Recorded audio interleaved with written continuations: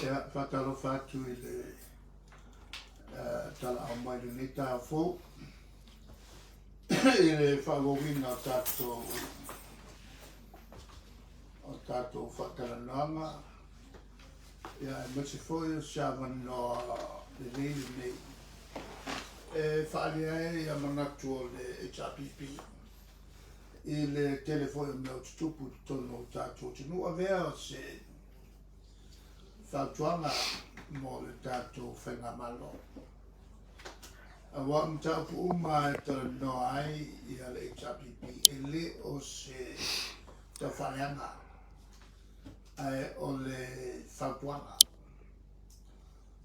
whautuanga i le mea e ono titilo i ai i le whenga malo e fo watu ia le HRPP o whaisi lewa ona te tonu ma malama le lei i le ano whawhita auri whawhengai ma le atu ia matu tau whaifoi matu whata oto ni whanga whawai e tali atu ai i le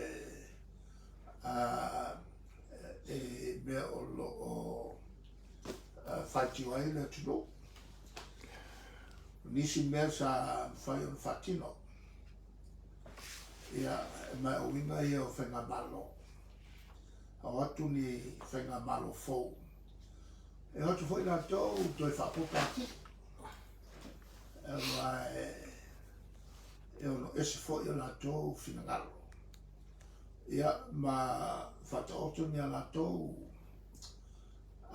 ngā luenga e au ngā mo le atu ai leo le watu whaleanga ma otu ma toe taofi ia mea le ma o le sasi te lea la te le whenga malo o le mele o le tuai o le whatino ngā luanga ma losi te le mele o le whaianga ma nofo ai le tutu lunga ma tua sa o la fore upu lea i le tausanga kua fe martas se tasi au la mai tuton o le palmene i le whanau i loa o la kabineta fou i lo oma le whenga paro to lua fe martas ia maula o whautonga sa whai loa i le atu o minsta uma o le a ngā lue whatau le a e o tua e tilo po a mea tau le whai ai leo nofo te tonu ofisa ma wha lue ai i le mā lu o lato potu air condition ai tutu nunga mao au e wha marua o le moa le tofi minsta ma tu nunga ma fafo o tua ai le na o le nofo ma fia vi inga e na o tasia le a vi inga na o le tua o te si fava no fo te ingile nei ave ai a famosenga ai ma si tamalea na el tise ai va pe oi wa na mali ya va mai se le ai ma me se toro me fa na ya tau tele le tule po o whenga luenga ua muta o na vala o pa ia le tu po o fa muta fa malos i ni winga le tau e mo mia sa mo tata le a tatu lava tama whana ua lava o ina e a fia i le o leo te manatu i le whaamuta le tau loa o le fionga I le loia sili taluai. Whaamuta le tau loa. O le fionga I le Plestenal Court. O ia whenga, kāsia le mea ngā mafuai. O le loko I ngā parapara. E leo loko. Ma le tamu whai o tangata nei. Whatinga o la tō ngā ruanga. E awara siki. E afo e le mwhai o na nai nei lalo I mea. Awa o mana whaasala lau. E le teimi a o whai ngā paro. Te au mai lai I kukuri. A le ese ma le sa whaururu I whai ngā paro. E ale au e una lengi insinia. E vai e vale. Ave mamao. Ni ka mai va am kwa mamao. Le mea ve ka kala na ule kai I le I fiki. E ka mo fi. Le no le vai ni sila. E ka mo fi. E ave mamao I o ka. Ka ni leila o longa winga. O le foi la o kile ka fia malanga. E le va kukui la Masamoa. E ale u va pe wave si vale le ave e kau koe siaki moi o kanaka. E mo kwa maofa le e mato le chapipi ngei ko I ngā whai unga whapea. A kupe mau I lunga o isi kupe mau. E song whaaru. O se ringi le wai wa I ngā apa o I kupe le whapikoa mo whalave whafose. Kulanga whenkai o le whianga I ngeri kako. O mako kua lalo no ngā koe fōsa kapu. Ma umais kaku wa lili. O mako a kau kakele o lesi lea sao. E o kongo kau se whanga. O kaka mei o mai whafo. Pase se mai. Ko whafo mai whai manu. Whai whanirave o lato ai. Leo mara mako le nganga e ngai whasao mea. Ai vanga no lua leo whasala mwai muspepa. E al kofinga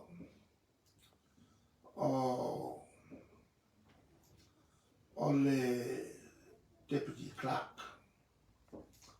Mai al kosia le fianga ele fourth the line to say malo mea. Ua tofia se tasi fo ia. O te mata I o leva. Ia mawhape o le loia. Tusilana no tuselo punei. Alela o koe ane la kusi kauloa. Ele te ua vatu tia ele tusilana. O kusi limba ngai lunga. O te whatu tu ia te oe. Sa uia a wala masani. O le whiwhilinga o le Deputy Clerk. Le ama tō whinga nei, o uman whaiele unga al cabinet. O sosam tanga luanga. O le kalaka ma le Deputy Clerk. O le CEO ma le Deputy CEO. E avako uma le cabinet ka e afo whaie ko whinga. Ma ave sangi mai le harmaro. O ngana o whaile unga o an mako maka winga. O le kele o ko whinga whale ko mo e whai. Deputies. Ai mga kua o deputies. O la tona e ona vea ma whaurunga mutanga alaka. Mai whasala lau. Ma whatala noa se panel. O le lau te le o ilo pe whai manamea. Ana vele o la o whale. O te whatotu atu ia te oe tusi wa mai. Na uia uma ia mea wā. o mo fa sa la we fie me il teini o fa ma parota o ta ia la tau ia fa manilo o ta ia la uma transparency and accountability o fua ia le a muta iai lana fa nga maro le la tonu na wia mena ai a fire i wia mena o lo ele tau foi la lo sangi le wa o te talo ma sa o fai wai o te le loa pena fai se pena fasa la la ina i hawa no mai te mata uma e tau sanga ki e i tonu fa pe foi me fafo mai tasi le mtanga rua na fa mutan CEO ona o se fationga o se complaint a lefta vai na fa mutai e le tofinga o le si fa urunga o le palme a se silfo o le fata vai le si le te mata whengaru e pito le tawaro ai tau mai e ina so se ngā nuenga malo po le tangata e sangu konka e iai lona ta mali i anga ia whaaruano ele le upule ana ia te tau ia ma le au te tono sa wia ele fonfitelai ia nā ta ia ai a fai ele i wia ta ia la ia ia o whanau na malina ele ma le usau i newspaper sa ave lo fatu tuanga wa ili wala o mai au au te lua tu se tala noa ina ia o mama mai le la e te ave ilo tu si ina ia manino al tu langa lea ina te ufa pea la u sainia maro uiloa lea sa fai meia sa u wharangolango ila mina tonu le fonftare ia ona manatu nā o te lai aso ho te luai sa te le mea na tupu ai maise le nasa tele o malisi ma samino lato sa lautou sama ale ana o i tamatuai ma tene tuai sai fafo totongi ala tu pase se maumai o le taua le nā lime o whalapotonga whapene whatawai i o tautua le nei aonga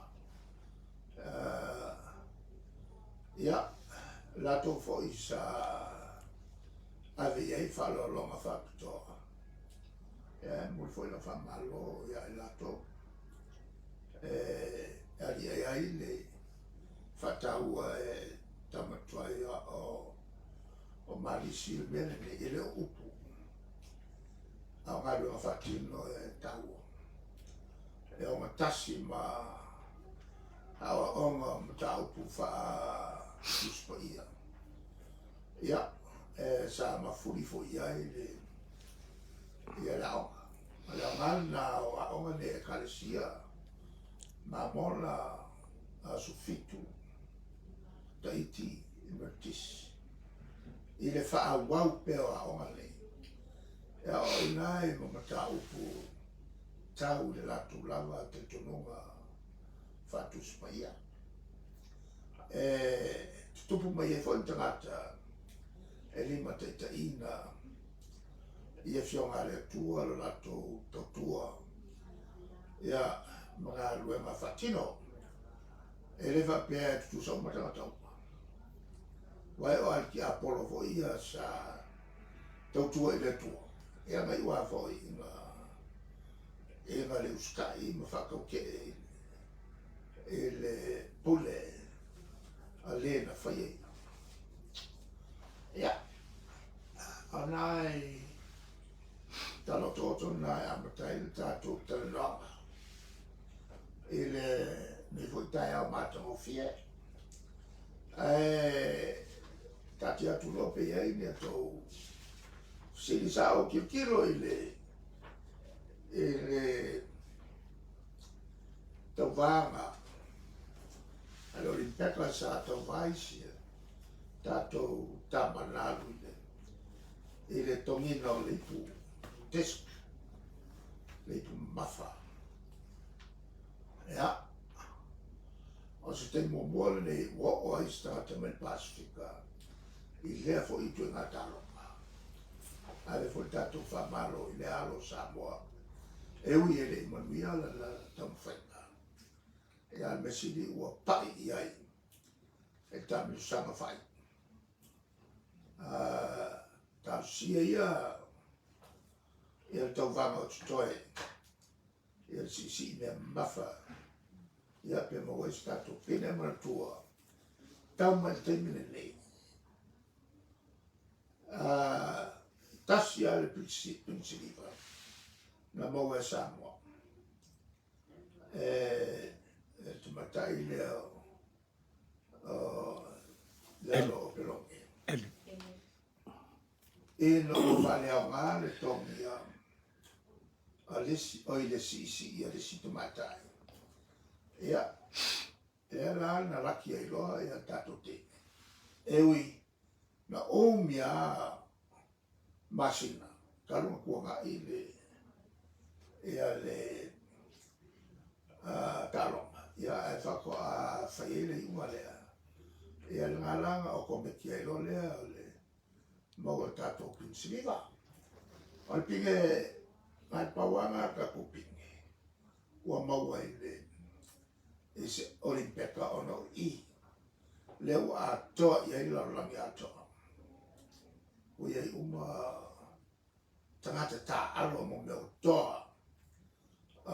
Mea tunu te totas. Ia, kako kāpsia ia le tau whainga nai. Tamasi si i pe fiti se raki ma maua stato pene. Na o fiti ala tu motu le Pasifika. Maua lato Pinsiliva le lato Aurokapi. Ia, e kako kāpsia ia tau whainga whanau Samoa i le si i me mafa.